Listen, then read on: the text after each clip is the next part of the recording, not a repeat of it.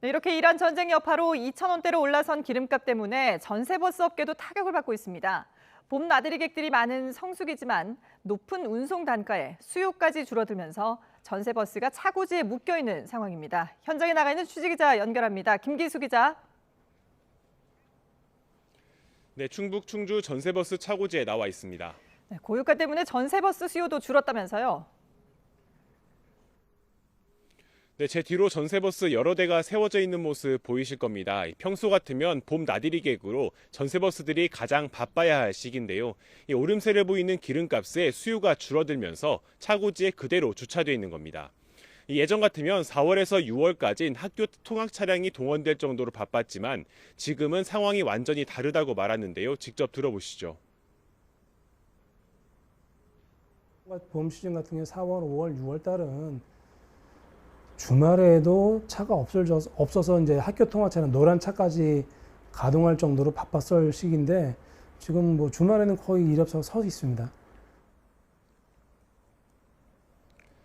전국 평균 경유 가격은 1,994원대, 충북의 경우 전국보다 높은 2,000원대를 기록하고 있는데요. 이 기름값이 올라가다 보니 운송 단가가 높아질 수밖에 없고 이 나들이객들은 높아진 비용 탓에 전세버스를 찾지 않고 있는 겁니다. 또 기존에 낮은 가격으로 계약한 경우에도 요금을 추가로 받을 수도 없다 보니 이 손실을 감수하면서라도 운행에 나서고 있습니다. 전세버스 업계에선 인건비 등 유지비 때문에 이 수요가 없다고 차량을 무조건 차고지에 세워둘 수도 없다고 말하는데요. 이 기존 고속버스와 시외버스 노선에 지원을 나가는 방법으로라도 운영비를 충당하고 있습니다. 네, 평일에는 통근버스로도 활용이 되어 왔는데 업계에서는 운행 부담이 큰 상황이라고요. 네, 전세버스의 경우 평일엔 운행 대부분이 공공기관이나 학교 등 통근, 통학 용도로 활용됩니다.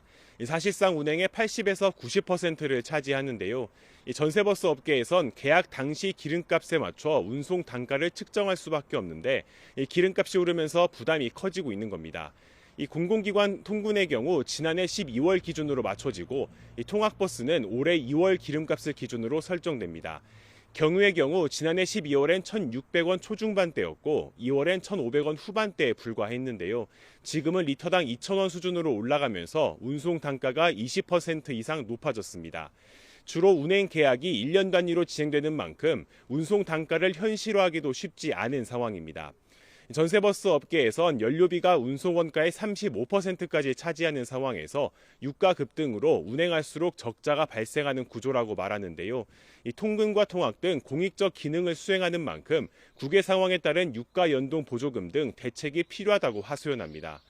이란 전쟁 여파로 유가가 고공행진을 이어가면서 운송업계도 타격을 받고 있습니다. 지금까지 전세버스 차고지에서 YTN 김기수입니다.